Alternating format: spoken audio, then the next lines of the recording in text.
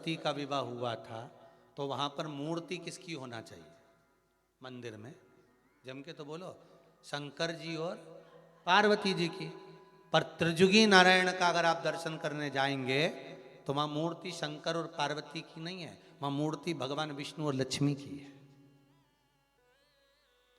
और जिस शिला पर भगवान की भावर हो रही थी, जहां पर भगवान खड़े होकर वरमाला पहनाए हैं माता को, वो कोई दूसरी शिला नहीं, वहां ब्रह्मदेव स्वयं शिला बनकर लेट गए थे भगवान शंकर के लिए, क्योंकि शंकर जी के लिए सुंदर सिंहासन लाए थे।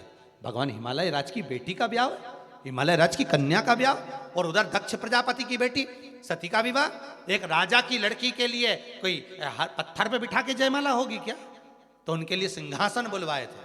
पर शंकर भगवान के लिए कितनी व्यवस्था दी गई थी साहब। भगवान विष्णु ने कहा था बारात लेके चलो, हम तुम्हारे लिए पीताम्बर लाएं, अंबर लाएं, हीरा मोती सोना चांदी सारा सामान लाए।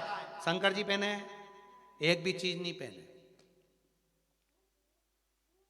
उनने कहा ये फालतू की चीज नहीं पहनूं दादा, पहन लूंगा ने चोटा उन पीछे पड़ी जाए तो ये जिसको देख के चोर पीछे पड़े वो चीज नहीं पहनूंगा, जिसको देख के चोर भी भाग जाए वो पहनूंगा।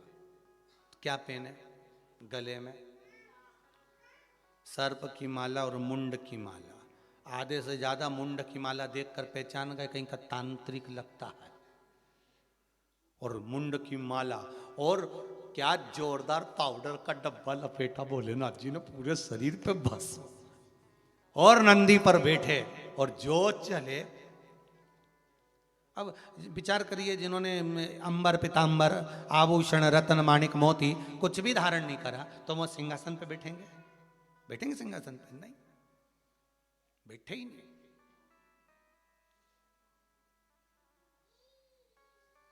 अब कितनी सुंदर बात है, कभी आपने राम जी के राज्याभिषेक का फोटो देखा है? कभी अगर मौका मिल जाए तो एक राम जी महाराज का एक चित्र है, गला पकड़ रहा है, एक राम जी महाराज का एक चित्र है। उस चित्र का अगर आप दर्शन करेंगे तो राम जी के सिंहासन के पास में सारे देवता खड़े हैं और बहुत सारे देवता सिंहासन पर बैठे हैं। आप अगर दर्शन करेंगे तो उसमें दर्शन करते हुए आप क्या पाएंगे कि शंकर जी पास में खड़े हुए, भोलेनाथ जी पास में खड़े हुए, शिव जी पास में खड़े, सिंहासन पर नहीं बैठे, खड़े हैं। तो पूछा कि आप बैठे क्यों नहीं हो? तो भोलेनाथ जी ने कहा देखो मैं सिंहासन पे नहीं बैठता, ये सिंहासन पे बैठने का काम नारायण का और ब्रह्मा जी का है।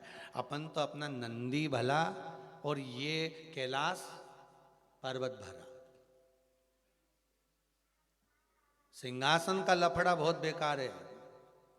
एक बार जो सिंहासन पे बैठ जाता है फिर उससे सिंहासन बड़ी मुश्किल से छूट पाता है। तुम तो वो सिंहासन को जान दो, अपन अपने सिंहासन की बात कर लो। जिस कुर्सी पर, जिस सोफे पर तुम बैठे हो और तुम इधर गए पीछे और तुम्हारे सोफे पर कुर्सी पे कहीं का के बैठ जाए, तब तुम तो वो सिंहासन की तो बात जा रहे, तो अपने इसी सिंहासन की बात कर रहे।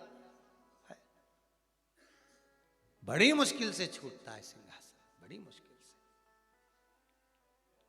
अब भोलेनाथ बाबा शंभू